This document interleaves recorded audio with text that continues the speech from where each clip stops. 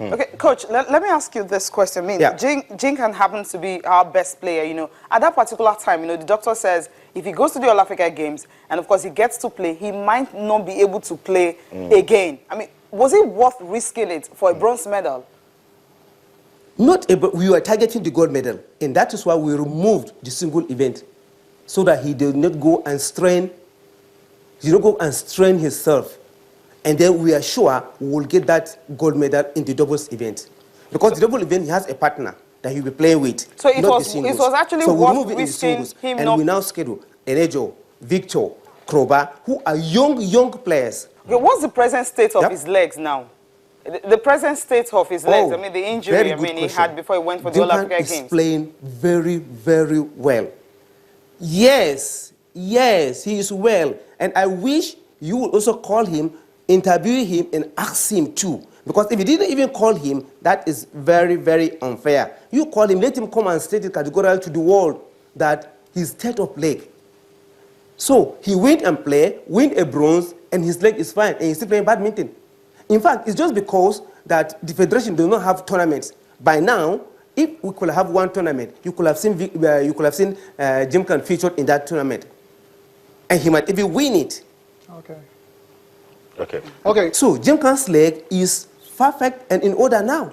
Okay. Coach Bako, what's your next move now? Like, do you have any plans to actually appeal the verdict of the Nigerian Badminton Federation? Well, you see, the ban and the later, to me, they're even two different things. I don't see how the ban will come 5 years, because I featured a player that went and got a bronze for Nigeria. 5 years, not 1 year. And I have a colleague that went and represented Nigeria and put Nigeria in a mess.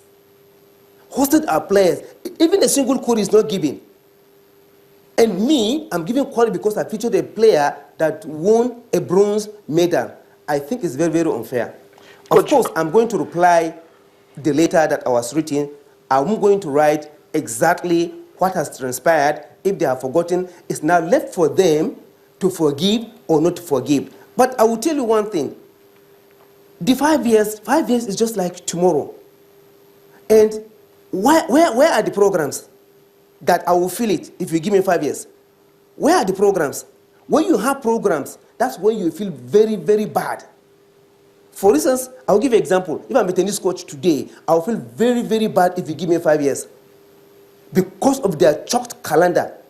What do we have? Okay, Coach, let me get you. I will appeal. I'm going to respond to the letter back to them if we like. Okay, that's good. We know you'd like to appeal. That's fantastic. But Coach, let's be realistic. At the African Games in Maputo, badminton did well. In Congo, just 1 silver and about 3-4 bronze medals. And you were in charge. On that ground, the BFN says you're not competent enough, you didn't lead the team properly. Do you think with 1 silver and 4 bronze medals, you did well to even continue as a coach of the badminton team? Comparing the preparation, yes, I did very well. I will give you one example first. I took the national team in 2003, where we won 3 gold, 4 silver, and 3 bronze. 2007, where we won 2 gold, 3 silver, and then 2 bronze. I was not there in Maputo. But what are the preparation in this previous All Africa Games with this present one? What are the preparations? We camped for 1.5 months. That's in 2003. 1.5 months in Nigeria. We went to Germany. And in all these camps, we are provided with everything. I mean, everything you can think of. Training materials, enough shuttlecocks, rackets, everything. Players, they lack nothing. And that was why when we come back, we played in virtually all the finals. Okay, come to this preparation. What did we do?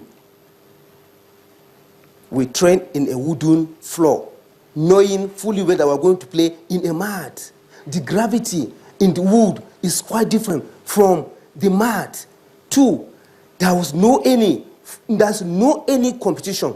In fact, the only competition that we manage to attend in our own country, Nigeria, as I'm speaking with you up to now, we are not being paid. Me and the players, we travel to Lagos differently. We are in national camp, and we are expected to go and bring 4 gold medals. And Lagos, these players, some players were sleeping in Surulere, some Butumeta, some, like that, all over in Lagos. And we're in national camp. Till today, as I'm speaking to you, nobody bothered to say, this is your payment. Nothing. That is an instant. I've given an instant of the floor. The players complained, canvas and dress. I was asked to go and get canvas for these players. I committed myself. I got this canvas. Till today, I'm not being paid. You see, I really did not want to talk. But you asked the question. So these are so many challenges that we have faced, that we have underrated. But those challenges are beyond me because they are monetary.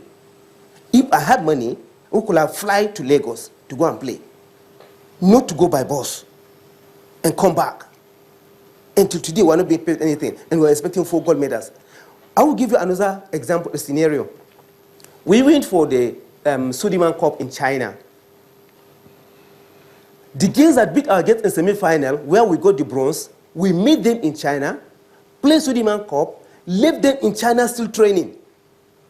And our girls, we are here in Nigeria, and you expect them to come and get the 4 gold medals. For goodness sake. So why the blame to the coach? The coach has done his job by training them. The players are supposed to go in and play. I will sit behind them, just tell them, correct them, 1 or 2 things. So why the coach? And in fact, why even demand 5 years? Why? Okay, thank you so much. Nigeria since 1992. Wow. I've been assistant national coach. Thank you so much, Coach Bako, for speaking to us. We're pleased to have heard your own side of the story. I want to wish you all the best in your badminton career as a coach. Thank you so much.